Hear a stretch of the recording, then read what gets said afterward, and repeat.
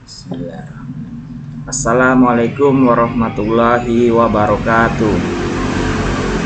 Saya Fitra Hermansa, mahasiswa RPL Farmasi Universitas Muhammad Natsir Bukit Tinggi, ingin menyampaikan secara ringkas tentang keteladanan Bapak Dr. Muhammad Natsir yang telah disampaikan oleh Bapak Dr.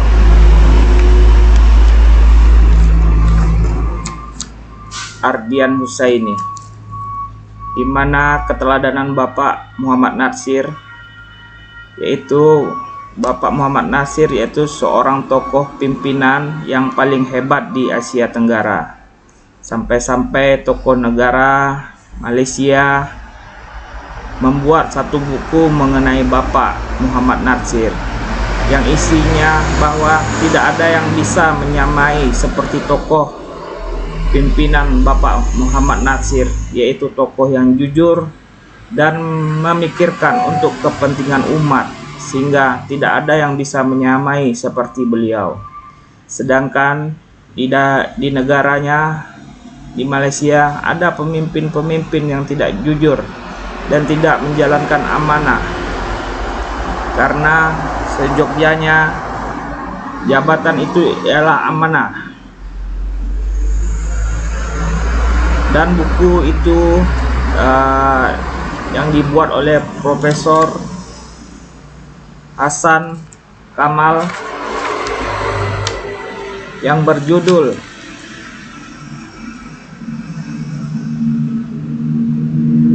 Ilmuwan Ulung Rumpun Melayu Abad 20, di mana buku tersebut diresmikan oleh Perdana Menteri Datuk Seri Anwar Ibrahim.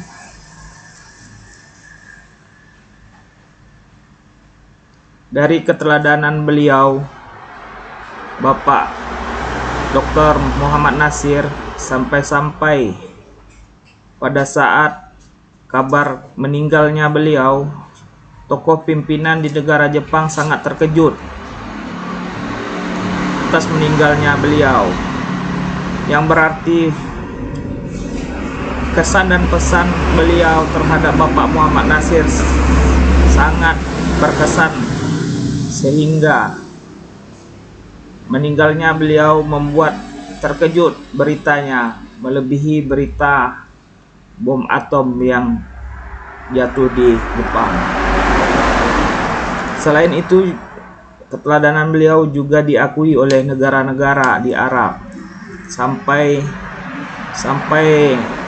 ke seperti Raja Arab Faisal saat itu. Selain itu, keteladanan Bapak Muhammad Natsir pada saat beliau menempuh pendidikan, Bapak Muhammad Natsir sangat rajin membaca buku, sampai-sampai sebelum saat ujian Bapak membaca sampai 30 buku, dan buku tersebut dengan berbagai bahasa yang beliau kuasai, yaitu bahasa Belanda, bahasa Inggris, bahasa Latin, dan bahasa Arab.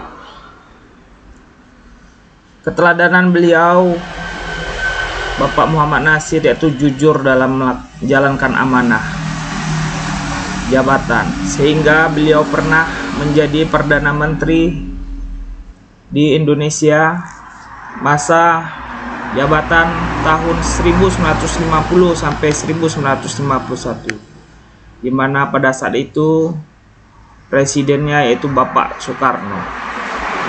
Sehingga pada saat konferensi meja bundar di Belanda, Bapak Muhammad Natsir mengusulkan untuk mengembalikan bentuk negara Kesatuan Republik Indonesia yang seutuhnya berdaulat tanpa ada campur tangan Belanda. Jadi Bapak Muhammad Natsir menyampaikan dengan pikirannya, tidak dengan perkataan. Selain itu juga Bapak Muhammad Natsir dengan pemikirannya pemikiran beliau bahwa adanya gejolak tentang keagamaan yang terjadi di daerah-daerah Eropa, Inggris, seperti Inggris, Belanda, dan Amerika, yaitu paham sekularisme, yaitu paham yang tidak mau diatur oleh agama. Itu disebabkan apa? Dikarenakan pada zaman itu para pendeta, pemuka agama tidak sesuai dengan apa yang diajarkannya, seperti ajarannya tidak menikah padahal dia di luar menikah.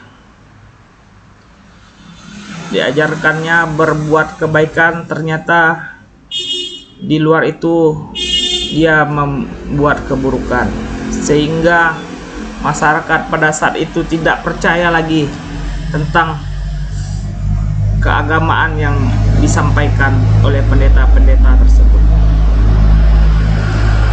sehingga terbitlah paham baru seperti paham sekularisme.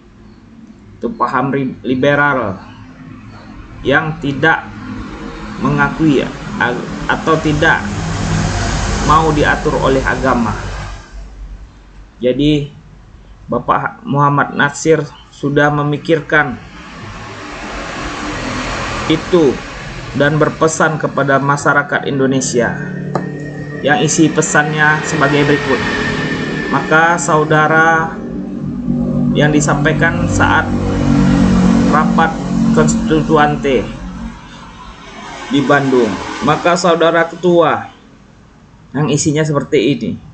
Maka saudara ketua, dengan penuh tanggung jawab kami ingin mengajak bangsa kita, bangsa Indonesia yang kita cintai itu, untuk siap siaga menyelamatkan diri dan keturunannya dari arus sekularisme itu, dan mengajak dengan sungguh-sungguh supaya dengan hati yang teguh merintis jalannya, memberikan dasar hidup yang kukuh, kuat sesuai dengan fitrah manusia, agar akal kita dan kalbunya seimbang kecerdasannya dengan akhlak budi pekerti yang hanya dapat dengan kembali kepada tuntunan ilahi. Selanjutnya, beberapa keteladanan yang dicontohkan oleh Bapak Muhammad Natsir, yaitu mementingkan kepentingan negara di atas kepentingan pribadi, golongan ataupun keluarga.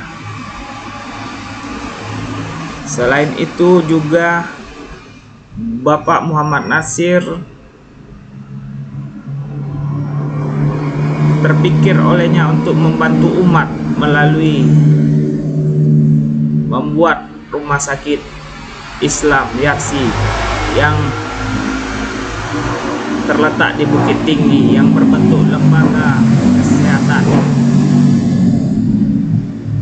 Dalam 3 tahun berkembang menjadi rumah sakit di berbagai daerah di Sumatera Barat, seperti di Padang, Padang Panjang, Payakumbuh,